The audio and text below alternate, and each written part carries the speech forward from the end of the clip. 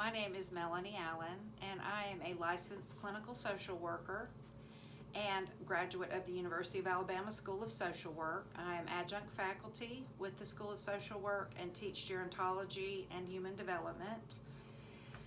It has been a very hectic year, a very stressful year, and due to COVID-19, I feel like today's topic that's going to be presented is so relevant and so just important for everyone. And the topic is self-care. The title of the presentation is "A Lack of Self-Care is Unethical." And Nicki Swindle will be presenting this topic. She was my student, and I consider her a friend and someone that is well-versed and well-educated to teach on this topic. She has a Master of Divinity, a Master of Theological Studies. She got her Bachelor in Social Work years ago, working on her Masters of Social Work. She is a chaplain and first lieutenant with the United States Army Reserve, and she has provided spiritual care, pastoral care, and counseling and ethical guidance directly for over 500 soldiers and commanders in her realm of duty. And it is my pleasure to introduce Nicki Swindle, presenting "A Lack of Self-Care is Unethical." Thank you so much. My revolutionary idea is a lack of self-care is unethical. And as Ms. Allen said, I'm Nicki Swindle. I'm an advanced standing Master of Social Work student, a graduate of Jacksonville State University with bachelor's degrees in political science and social work, a graduate of the Pacific School of Religion with master's degrees in divinity and theological studies, and I am a U.S. Army Reserve chaplain. A fun fact about me is that I have parented over 20 children and am a forever mom to 6 amazing humans, ages 9 to 29. Oh, and I also was in JSU's homecoming court at the age of 40. Being a parent to so many children and a super non-traditional student, I've struggled with balancing life, work, and school responsibilities. It wasn't always easy, and it took a long time for me to figure out what the key to success was for someone who has to balance so much. And as you can see, I have a big family. I also went to seminary for grad school before this and spent 5 years learning all about how to hold space for people who are experiencing some of the toughest times in their lives. During seminary, I was a foster parent for a parent to the children I still have. I worked at the church. I was a chaplain candidate in the Army, and I completed 2 units of clinical pastoral education at an Air Force base.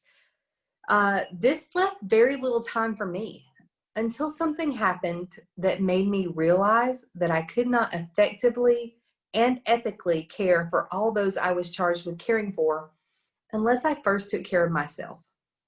See, someone I cared about very much attempted to die by suicide, and I'm the one who found them. We were able to save them, thank God, and it still made a huge impact on my life. I started looking closely at suicide and found that many of the risk factors could be found in my own life, even if I wasn't experiencing thoughts of suicide.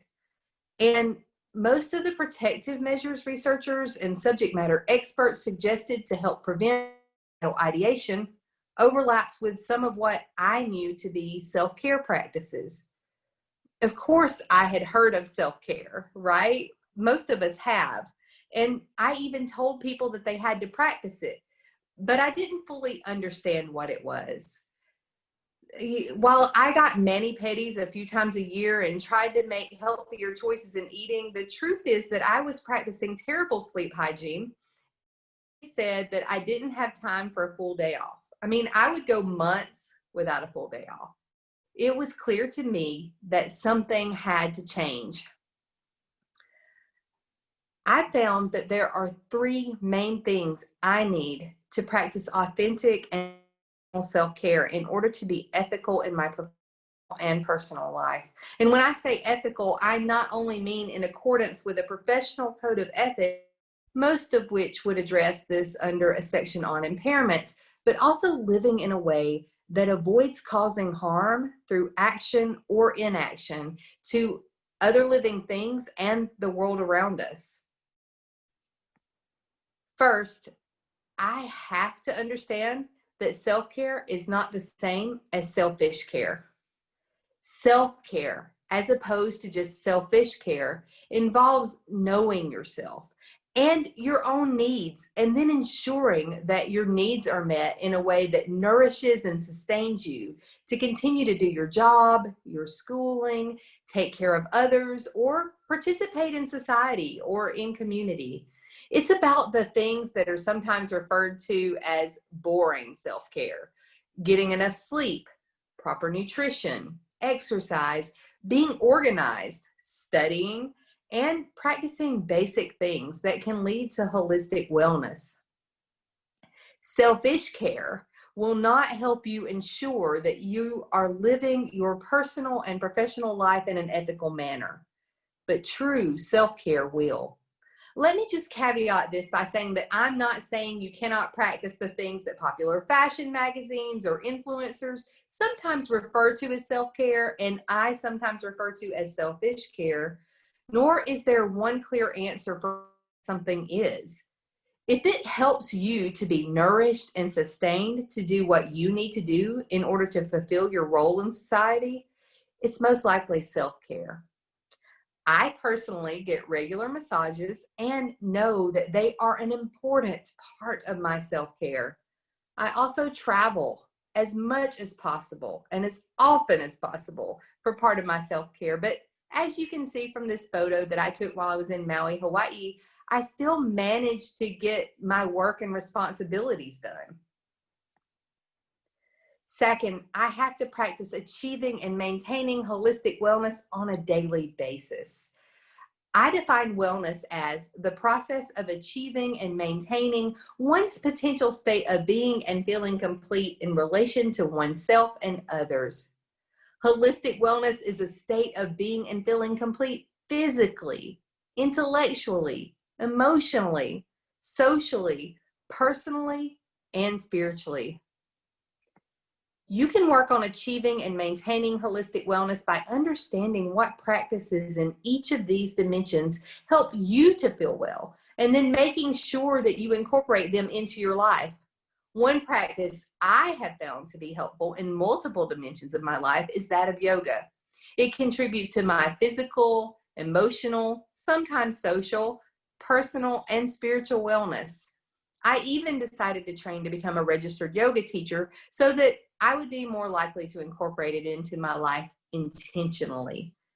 One of the most important wellness and self-care practices I've learned over the past several years is something that I hope that you all can learn to do sooner rather than later. And that's learning to say no, and when and how to say no. I have a whole workshop on how to use the tool that you see here that I created to help people identify and then practice these. And I'm happy to share that with your organizations.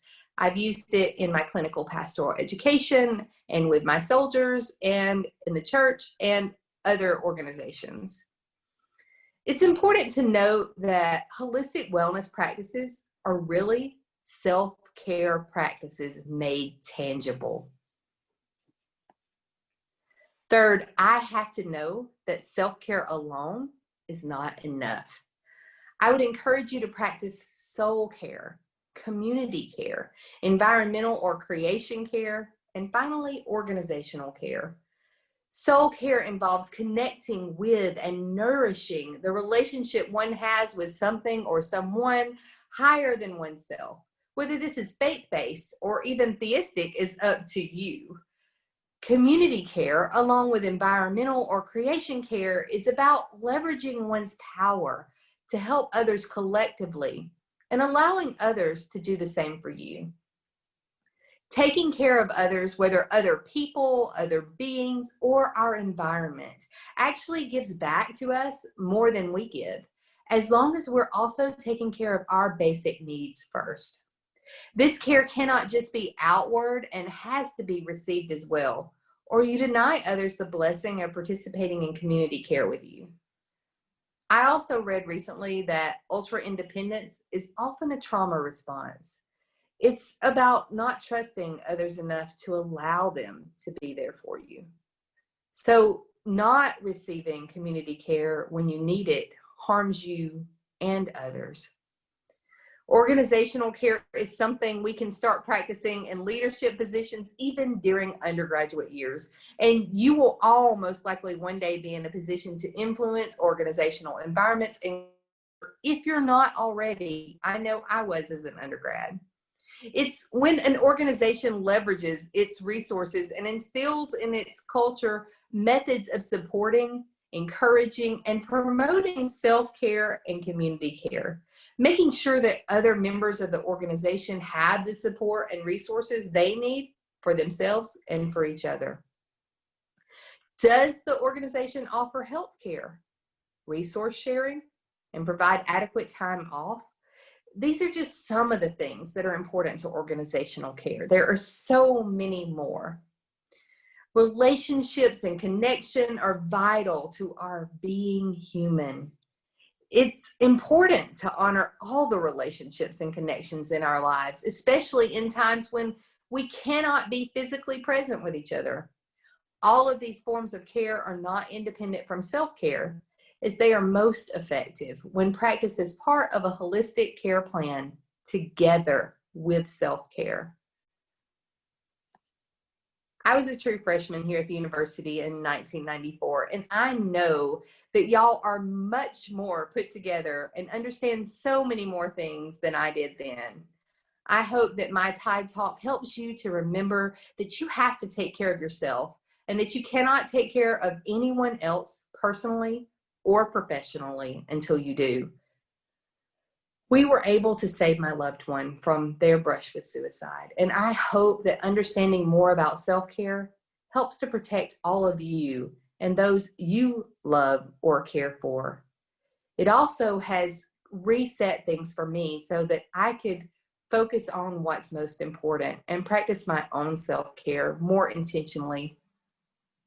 Understanding what self-care is, incorporating holistic wellness practices into your daily life, and knowing that self-care alone is not enough are what you need to do. You have to practice holistic care.